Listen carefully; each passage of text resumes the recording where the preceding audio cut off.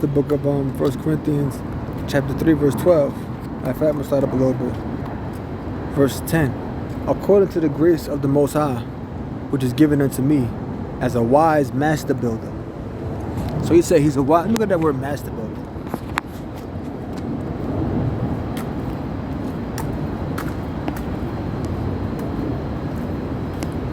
A master builder, an architect, the superintendent in the erection of buildings.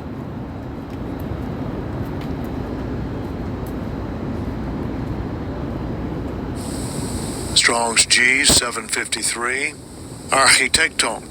Architecto. That sounded like architect.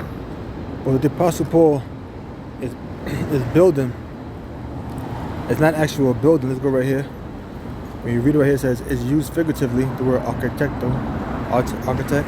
It says it's used figuratively by the Apostle in 1 Corinthians 3 and 10 of his work in the laying the foundation of the local church in Corinth, and as much as the inception of the spiritual work there devolved upon him. There you go. So when he says he's a master builder, he don't mean he's literally, building an actual building. He's a master builder in the aspect of he's laying the foundation of the church, figuratively speaking. Okay? He's not laying down a physical foundation like he was actually building a building, but it's a spiritual foundation. Okay? I have laid the foundation. What does that word foundation mean?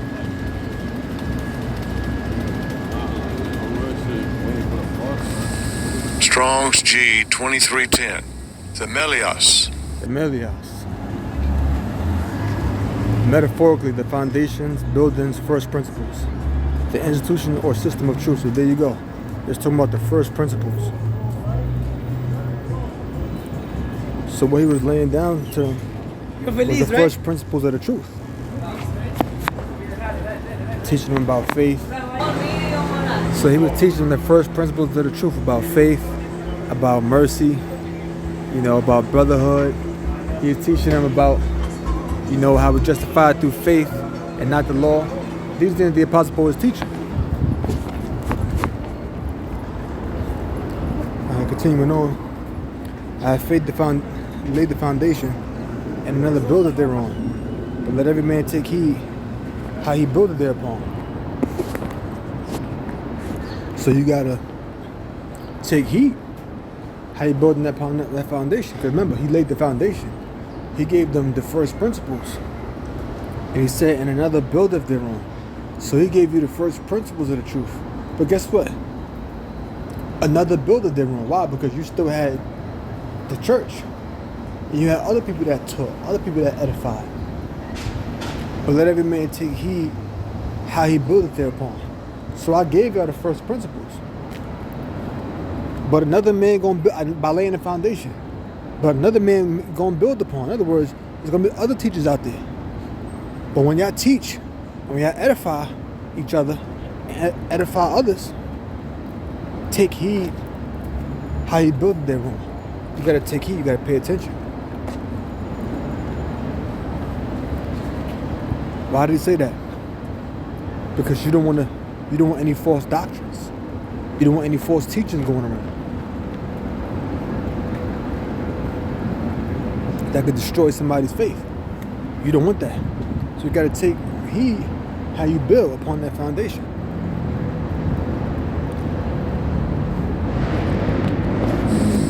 Strong's G 2026. Epoikadameo. Epoikadameo.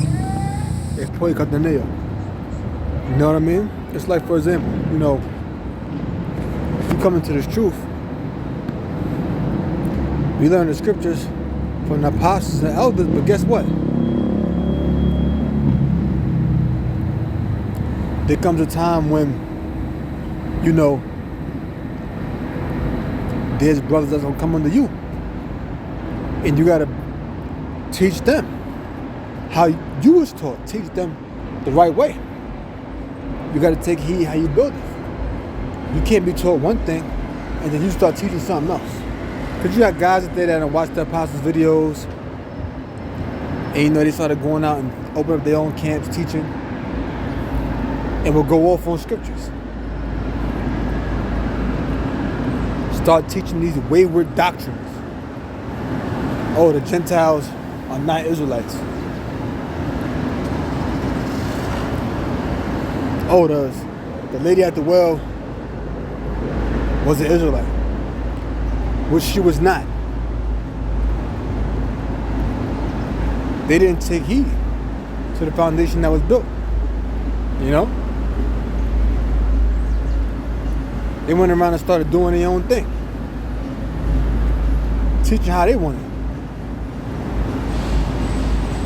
And then you got guys in their congregation that's all confused. That's all lost. That's going completely off. You're not supposed to do that. So when you come out, when you're going out to be a teacher, you got to make sure you're teaching the word right. You got to make sure you're teaching it correct. You can't be teaching it your own way.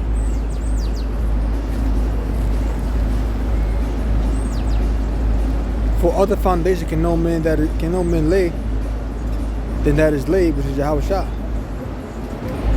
So the foundation that you lay down ultimately has to be built upon Yahweh Shah. So you can't come into this thing and start teaching something different.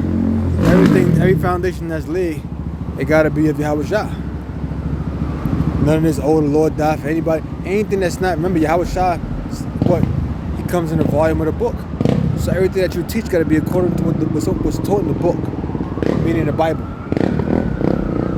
Oh, Cornelius was a Gentile, meaning a natural Gentile, actual heathen, another nation. That's not true. That's not scripture. If you're teaching that, you're going off.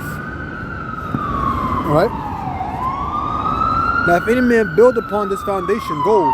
If any man build upon that foundation that's built, the foundation that's built upon, that foundation that's built, that all the believers are standing on.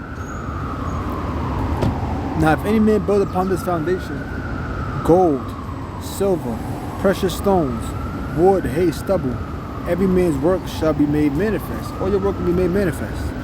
For the day shall declare it, because it shall be revealed by fire, and the fire shall try every man's work of what sort it is. So the fire will try every man's work of what sort it is. So some guys will come into this thing, and they're going to be gold, they're going to be silver. And then they're going to be tried by fire. Fire will purify the gold and the silver. It'll take out all of those impurities. It'll take out the dross, all of the tin.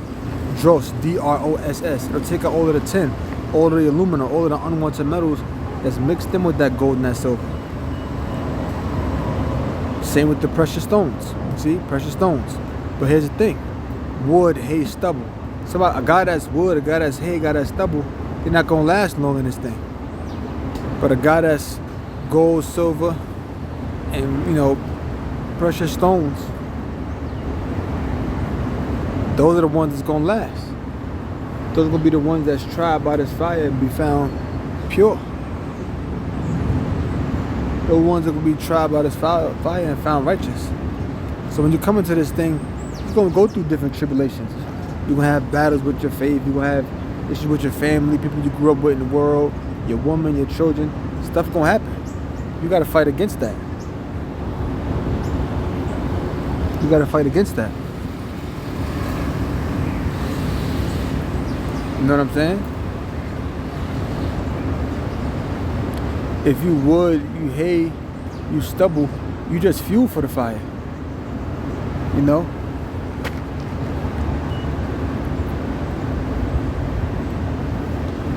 If any man's work abide which he had built upon, he shall receive a reward. So if that work that you built, if these people that you teach remain, and they've part of the elect, they've delivered, you're going to receive a reward.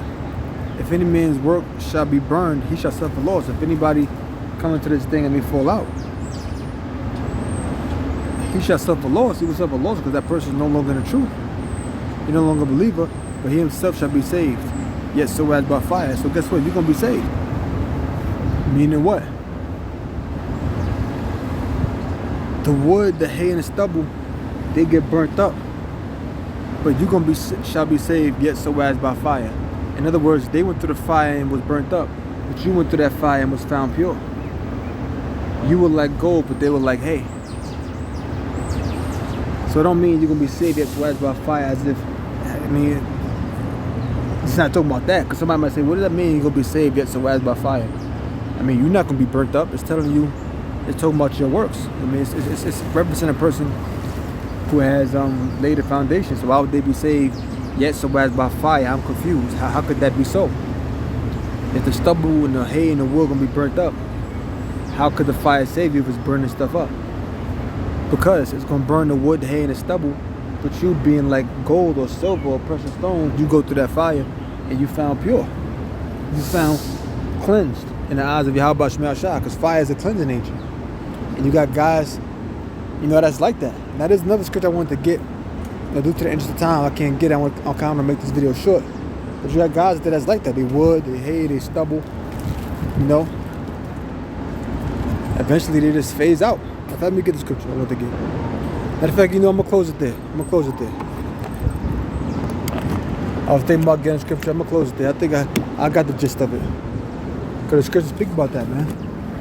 Like the scripture say, he endured for a while. When temptation arises by and by, he's offended. That's an example of that. That's Matthew 13, verse 20 and 21.